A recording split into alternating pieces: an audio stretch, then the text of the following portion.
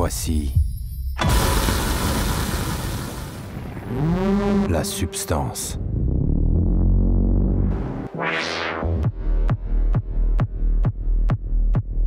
The Substance, c'est un film qui vous propose de créer une nouvelle, meilleure version de vous-même. Voilà, de créer un double qui est vous, mais en mieux, plus jeune, plus beau, plus parfait, et qui vous permet de vivre une vie meilleure. La seule chose, c'est qu'il faut partager le temps.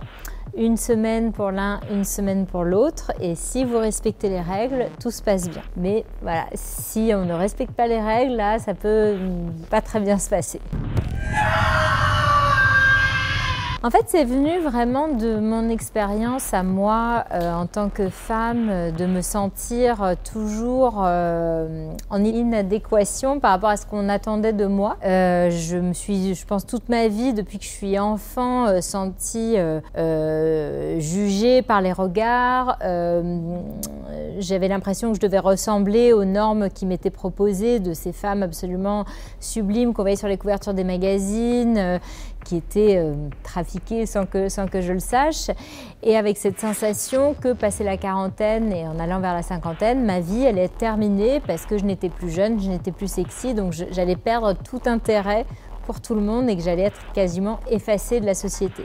Donc je me suis dit, je pense que c'est le moment pour moi d'affronter en fait ces absurdes pensées et d'en faire un film à travers le genre que j'adore, qui est le film de genre, qui nous porte dans une autre dimension, qui est très ludique en même temps, qui est un film qui propose une vraie aventure sensorielle, un vrai voyage visuel, sonore, je pense dans lequel on rit aussi beaucoup, et qui permettait de mettre un bon coup de pied aussi dans toutes ces questions-là, et j'espère d'ouvrir les discussions voilà, pour amener un vrai changement. Et à 50 ans,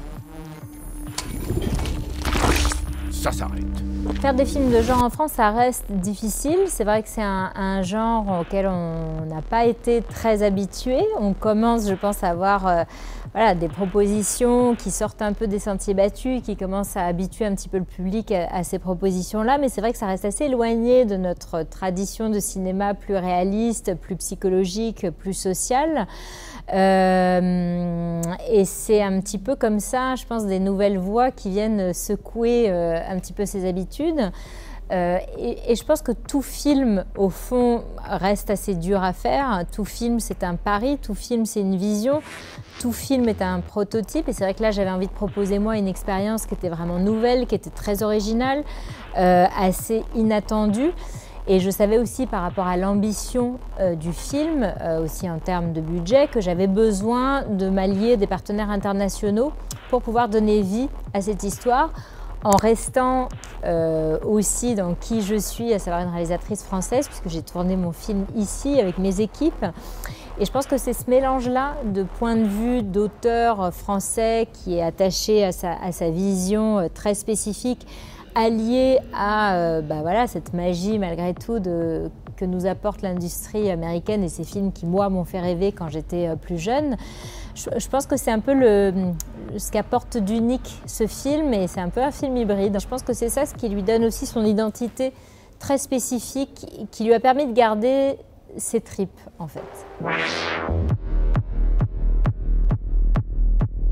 Je pense que d'être réalisatrice tout court, ça a été difficile pendant un moment, pendant longtemps. Encore aujourd'hui, les chiffres sont encore très non égalitaires par rapport à ça. Et effectivement, moi, quand j'ai grandi, il n'y avait aucune réalisatrice qui réalisait des films de genre.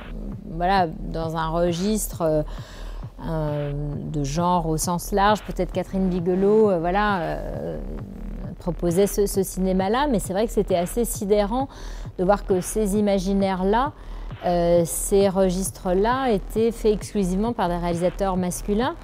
Et je pense que c'est ça qui est maintenant assez fascinant, assez excitant, que de nouvelles voix arrivent, que des réalisatrices arrivent, fassent de plus en plus de films, qu'elles s'approprient elles aussi cet univers, qu'elles y mettent leur propre trip, leur propre cerveau, leur propre fantasme, désir, peur, parce que je pense que c'est ça qui fait la force de ce cinéma-là. C'est ce cinéma-là qui m'a construit, qui m'a marqué, qui m'a fait vivre des émotions absolument incroyables, et je suis ravie que les générations d'après puissent se construire avec, en parallèle, ces nouveaux regards-là qui profitent de la richesse des films de genre qui n'ont pas de limite en fait. Il faut que tu te contrôles! En ce qui me concerne, je sais que l'horreur et le genre en général me permettaient d'exprimer la violence à la hauteur de la manière dont moi je la ressentais, par un biais qui n'est justement pas réaliste, mais qui est symbolique et qui permet d'infuser, je pense, le spectateur tout en lui proposant une expérience ludique. Et je pense que c'est ça la force du film de genre, c'est que c'est des films extrêmement, à mon sens, politiques en sous-marin, qui par le biais du divertissement proposent aussi une lecture du monde, une lecture de qu'est-ce qui nous fait en tant qu'être humain, quelles sont nos peurs, quels sont nos désirs, quels sont nos fantasmes, quels sont souvent nos rêves d'échapper à notre propre condition humaine, mortelle, qui va se terminer à un moment donné. Et je pense que la force de ce cinéma-là, c'est de parler à ces thématiques aussi universelles que mythologiques qui existent depuis la nuit des temps et qui ne connaissent de limites que celles qu'on met pour le film. Et pour moi, c'est ma plus grande liberté, celle que je chéris plus que tout, c'est de pouvoir sortir des règles de la réalité, dans lesquelles moi, en plus, je ne me suis jamais sentie très à l'aise en tant que personne, pour pouvoir créer mon espace d'expression, celui du film, qui a ses propres règles, qui a ses propres limites, et qui, pour ce film-là, devait, c'est ça que j'aime dans le film de genre, flirter avec cet excès, avec ce côté presque grand guignol, avec ce côté opératique qui permet justement de s'affranchir du contrôle de ces normes qui, moi, m'ont énormément emprisonnée dans ma vie quotidienne. Les gens veulent toujours de la nouveauté. C'est un film sur le corps de la femme. C'est un film sur qu'est-ce que c'est de vivre avec un corps de femme, qu'est-ce que c'est de vivre sous les regards, qu'est-ce que c'est de vivre sous les jugements, qu'est-ce que c'est de vivre sous des normes et des attentes de beauté qui sont irréalistes puisqu'elles sont fabriquées par les magazines, par les retouches photos, par les filtres sur les réseaux sociaux, par tout un tas de trucs trafiqués qu'on ne sait pas et qui nous est présenté comme la réalité. Et aussi, c'est un corps qui est en permanence jugé par les regards, par le regard masculin. C'est un corps qui a été dessiné selon des attentes masculines, selon un désir et un fantasme masculin, et qui, jusqu'au jour d'aujourd'hui, continue, à mon sens, à nous tyranniser, puisque ce sont des attentes et un regard qu'on a intériorisé, auquel il est très dur d'échapper, même si de manière consciente on aimerait. Et après, il y a le ressenti émotionnel qui est souvent plus fort que nous. Et comment toutes ces attentes, toutes ces normes, tous ces regards finissent par nous faire développer une propre haine de nous-mêmes, une propre relation à notre corps qui est extrêmement problématique, qui est constamment dans le jugement.